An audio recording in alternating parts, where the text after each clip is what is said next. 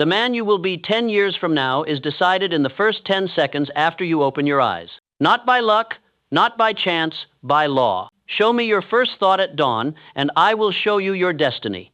Because in that sacred instant, before the world claws at you, before the noise takes root, your spirit writes the blueprint of your entire life.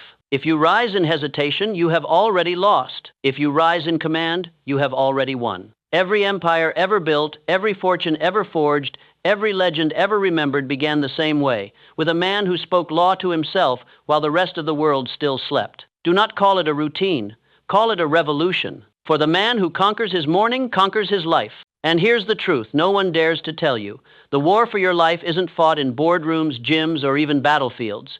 It's fought in the first quiet seconds after you wake. Most men think those moments don't matter. They scroll, they drift, they bargain with themselves, but understand this, your subconscious is waiting for orders and it does not negotiate. The first command you give it becomes law. If you rise in hesitation, you've already surrendered. If you rise in command, you've already claimed victory. There is no middle ground. That's why so many live for years trapped in mediocrity without ever knowing why. Because while they laughed off their mornings as just a routine, their mind was being trained for weakness. History is littered with men who lost the first hour and never recovered. But the giants, the titans, they understood the secret. Abraham Lincoln, before facing a nation at war, began each day not in chaos but in quiet command.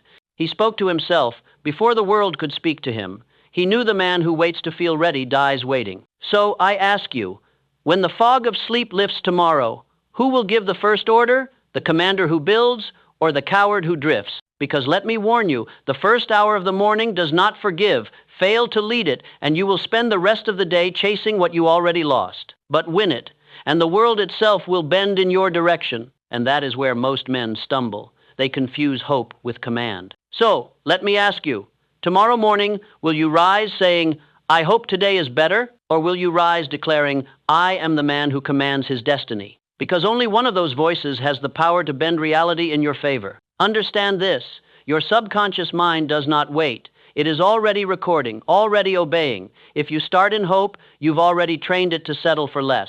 If you start in command, you've trained it to expect victory. That is why the titans of history never began their mornings with uncertainty.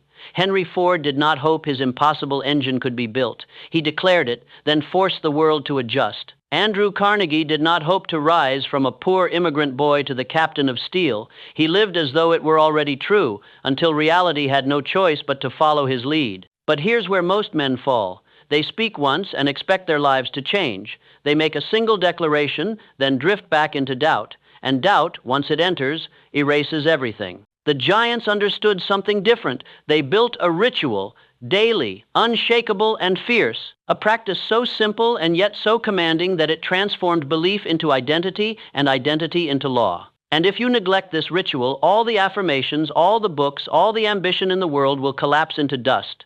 So what is this ritual? It's not hidden in libraries or buried in secret manuscripts. It's staring back at you every morning in the mirror.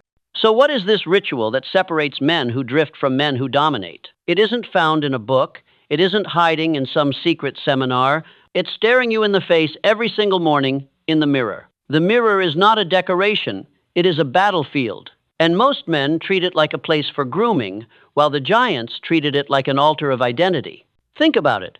When you lock eyes with yourself in the mirror, there is no audience, no applause, no judgment, only you and the man staring back. And that man will either obey your command or continue the pattern that has kept you small. The average man glances at his reflection and thinks, I look tired. He mutters, I'll try harder today. And then he drifts, wondering why his life never changes. But the man of destiny? He uses that reflection as a weapon, shoulders back, eyes steady, voice firm. He declares not what he hopes, but what he commands. I am the man of discipline. I am the man of certainty. I do not wait to feel ready. I act because I have decided. This is not empty repetition. This is law. Your subconscious listens more intently in that moment than at any other time of day. The posture of your body, the tone of your voice, the fire in your breath. These are instructions written directly into the engine that controls every result in your life. Andrew Carnegie practiced this before he ever became a titan of industry. He saw himself as the captain of steel before the world did. He didn't whisper it. He declared it daily until even his doubts bent beneath the weight of his words. And here's the part most men miss. The mirror ritual isn't about affirmations, it's about alignment. Your words, your body, your spirit, all moving in the same direction with no hesitation. When you speak law into your reflection, you aren't asking, you're commanding. But understand this, if you skip it, you leave the gates of your mind unguarded, and the world will rush in with noise, fear, and doubt before you've even finished your coffee. And if the world speaks before you do, you will spend the rest of the day obeying its chaos. So tomorrow, when you face that man in the mirror, ask yourself, will you speak law with fire, or will you let silence speak weakness for you? Because the man who commands the mirror commands the day, and the man who commands the day commands his destiny. But even fire fades without focus, and that's why the next step is critical, the daily review that forges your aim into steel. Every empire ever built had blueprints, and your life is no different. The giants of history understood this. John D. Rockefeller began each morning not with noise, but with clarity. He reviewed his plans with surgical precision. Henry Ford measured progress like a general mapping his battlefield. Their strength wasn't random, it was designed. So here is your weapon, the daily precision review.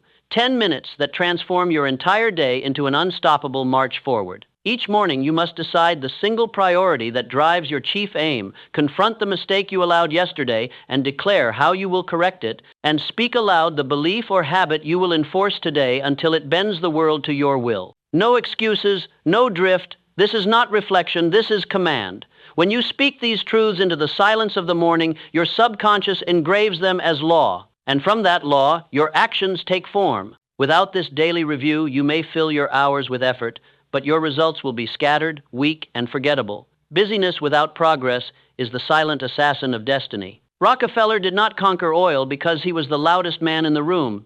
He conquered because he was the most exact. He corrected yesterday, commanded today, and built tomorrow before breakfast. So I ask you now, will you begin your day with a battle map, or will you stumble into the unknown, hoping for victory? Because hear me well, hope without strategy is drift in disguise. And once you have spoken your law and reviewed your aim, there is one final strike that seals your authority. It is the moment when thought becomes flesh, when belief becomes movement, and when your body itself votes for the man you have declared to be. You must move.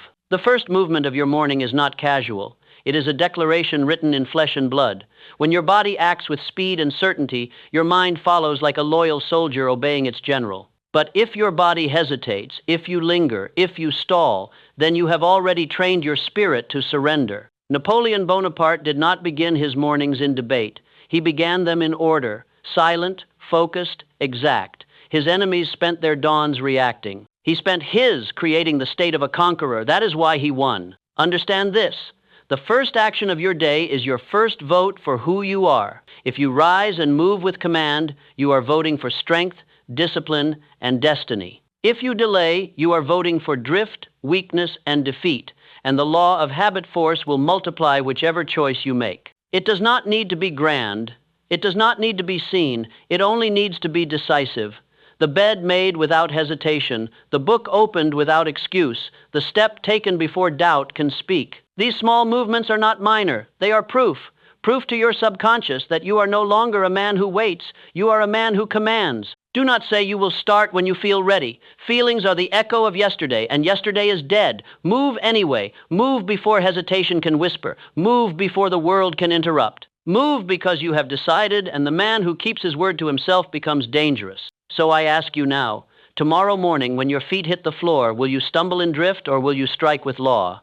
Because the man who begins in command will not need to chase the world. The world will begin chasing him. So now you know the truth. The first hour of your day is not a routine, it is a battlefield. The first thought, the first word, the first movement, each one is law. Ignore this and you will drift, hoping for scraps while the world commands you. Obey it and you will rise as the master of your own destiny. Declare your identity in the mirror with fire. Review your aim with precision, so clear it burns away yesterday's weakness. Move decisively so your body itself proves the man you have declared to be. This is not theory. This is the law of success. Look to the giants who came before you. Lincoln, Carnegie, Edison, Ford. They were not born extraordinary. They became extraordinary by enforcing their mornings with command. They chose law over drift, certainty over hesitation, movement over delay, and the world bent to their will. You must do the same. Do not wait for motivation, do not wait for permission, do not wait for proof. The man who waits dies waiting. The man who decides, declares, and moves. He lives as proof. So tomorrow morning, when your eyes open, you will face a choice. You can check the noise of the world and surrender before the battle begins, or you can rise in command, speak law into your reflection, review your aim, move with decision, and seize the day as your servant. The weak man wakes in drift. The strong man wakes in law. And the law is simple. The man who commands his morning commands his life. Now choose.